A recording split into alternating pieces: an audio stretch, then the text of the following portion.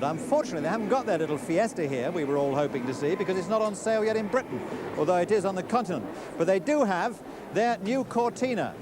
There she sits on the stand. Let's see how she behaves on the road as we join Tony at beautiful Polesden Lacey. And this is what Ford hoped the up-to-date reps of the land will be driving in '77. Most of them have been driving Cortinas for years.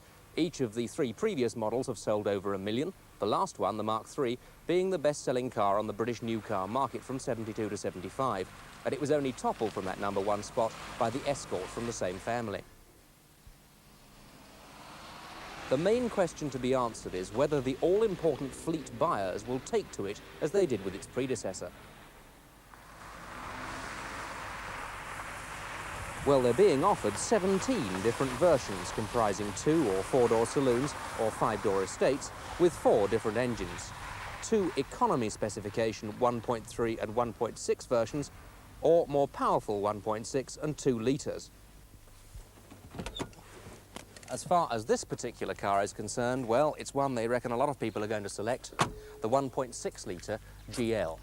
But what's new about it? Well, obviously the really new thing is the body shell with strong styling influences, particularly here at the back and particularly from Germany.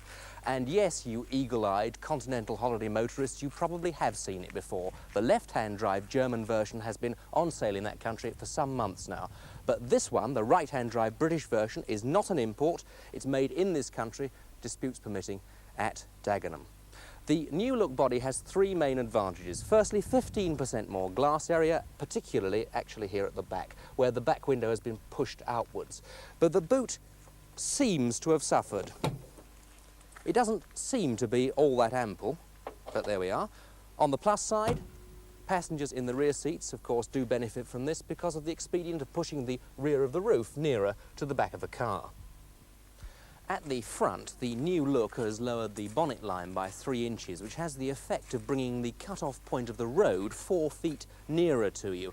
And the spoiler down here, which isn't stuck on, by the way, it's an integral part of the body, is claimed to reduce lift by up to 10%, which will, of course, have a marked effect in improving stability and especially in crosswind situations.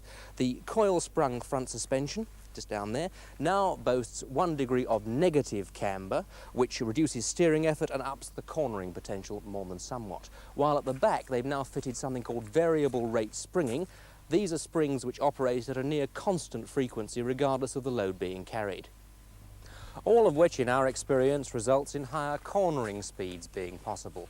But the big advantage for most people will be a marked improvement in the smoothness of the ride. And now, to the price. Rather surprisingly, the latest model is not really all that much more expensive than the one it replaces. At the bottom end, the 1300 Cortina only goes up £28.50 to a Cortina starting price of £1,950. While at the top end, the most expensive version is the Cortina Gear. Now that replaces the old and popular 2000E and replaces it at £3,121. This one, on the road, about £2,600, and on the road, it's noticeably quieter. There's less mechanical noise, less road noise, and less wind noise. Our forecast, a winner. Only a general worsening of the economic situation, if that's possible, particularly as far as business goes, will stop the new Cortina being another bestseller.